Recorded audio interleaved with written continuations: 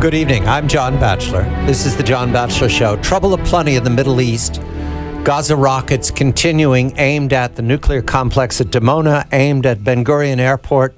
Trouble aplenty in eastern Ukraine with the offensive launched by the Kiev volunteers, the National Guards, under the guise of a police chief now calling himself the defense minister, and certainly trouble aplenty along the Mexican border. But we go to East Asia tonight. The very powerful state of the Communist Party. That is the question. What are they up to? What has happened? The fifth generation is acting out of pattern. Gordon Chang of Forbes.com joins me this evening, and we're also joined by our colleague Arthur Waldron, Lauder Professor of International Relations at the University of Pennsylvania. Arthur and Gordon have watched the Communist Party tyrannize and terrorize the Chinese people for many years, many more years than I have. But I learn in these last days that Xi Jinping, the leader right now, head of the Standing Committee, the fifth generation, is acting in a fashion that is both alarming and mysterious, acting in a manner that I would say is the foundation of a cult of personality, but not yet.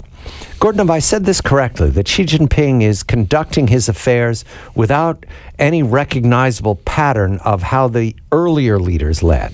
Well, certainly not like his predecessor Hu Jintao, but maybe a little bit like Mao Zedong, who founded the People's Republic. And that is starting to worry a lot of people, not only in the United States and around the world, but also in Beijing itself.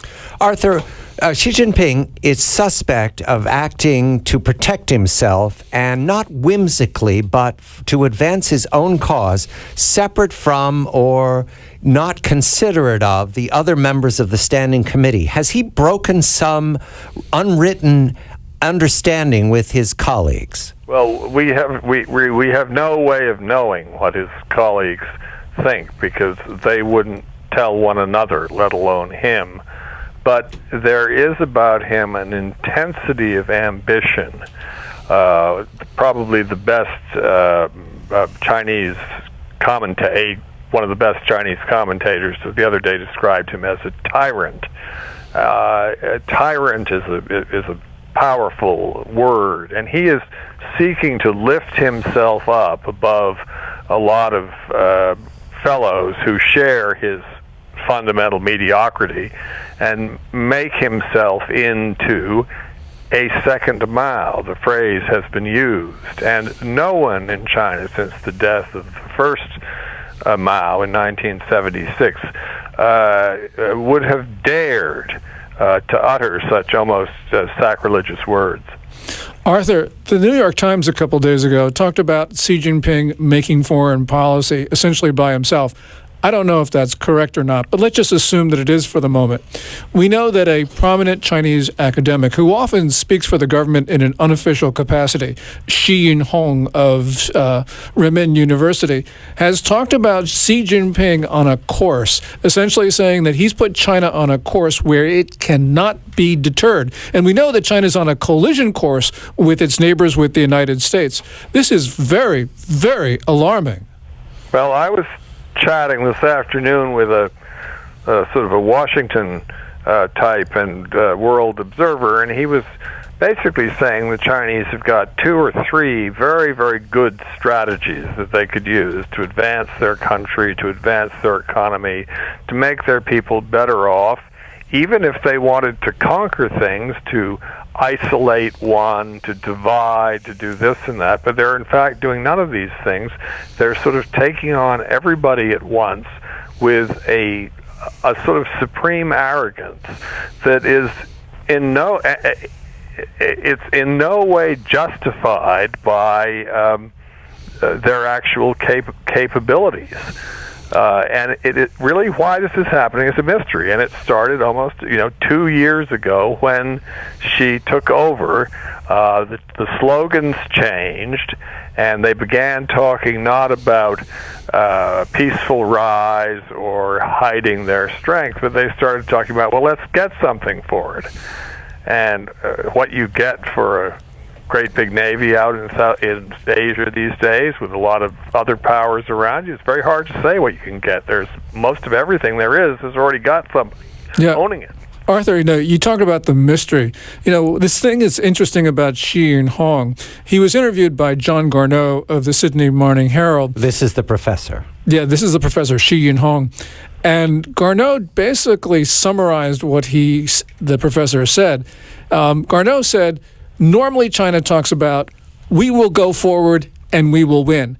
But what Garneau said is that essentially China these days is, we will go forward even if we cannot succeed.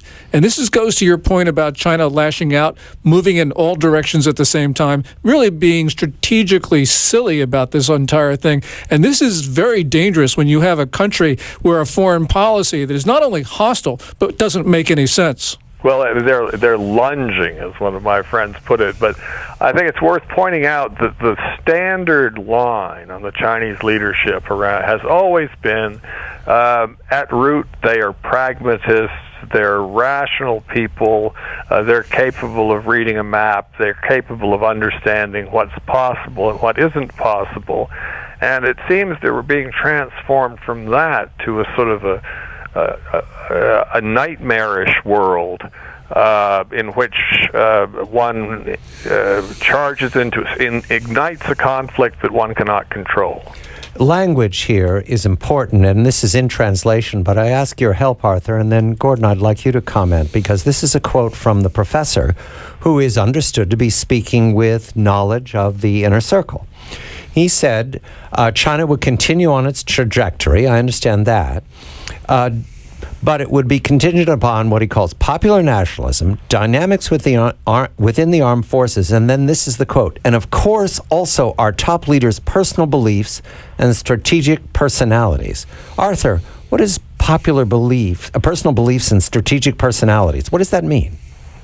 Well, it means something which historians have long been loath to recognize, namely the role of the individual in history. One can think of lots of people, Napoleon, for example, without whom the world would have been a very, very different place. Kim Il-sung. There are lots and lots of figures of great influence, and I think he fancies himself as being he's sort of bestriding things in a way that someone like Hu Jintao wouldn't have any idea how to bestride anything. And Xi Jinping, it seems to me, has a very powerful ego and sense of direction and mission and a kind of ruthlessness and a willingness to take risks. Instead of doing what would placate, as Jiang Zemin did, placate all the people around them by letting them do whatever they want, he wants to impose some sort of order and direction, although he won't say what they are. And what I see him organizing is a kind of, Gadarene swine. I mean, they're going to be rushing off the cliff into the sea. I think it's extremely dangerous. And those other characteristics, those other things you talked about aren't such happy thoughts. Popular nationalism. Gordon, Xi Jinping, the professor then, is a courtier for a man who favors the cult of personality. Well, certainly, and that's what we're seeing, being built around Xi Jinping. As Arthur said, he's trying to lift himself up, make himself different. And this is very, very interesting because we haven't seen this in China since the 1950s and the 1960s. And this is a guy who is very, very aggressive, assertive, who is leading China in really all the wrong directions at the same time. It's extraordinary, but the thing that Xi doesn't realize is that he doesn't have it. If he dropped dead right now, there would be no posthumous cult of Xi, and all of his followers would dissolve. I mean, he's like Putin in that respect. Whereas with Mao, there are still people who are kind of Maoists and say, we don't like the way things are. We like the way Mao was. So he's operating in a world in which all of those values and passions have been taken over by complete cynicism and self-interest. So I see it as a very volatile situation. I think the Chinese are now, they've told us, you're not going to stop us, we're going to open the matchbox. We're going to light the matches, and we're going to start throwing them around and dropping them places. And then we say, well, then what's going to happen? And they say, well, we're not sure exactly what's going to happen, but God damn it, you're not going to stop us. Arthur Waldron, Lauder Professor of International Relations at the University of Pennsylvania. Gordon Chang of Forbes.com, entertaining the possibility that the end of history has been replaced by the age of the warlord. I'm John Batchelor.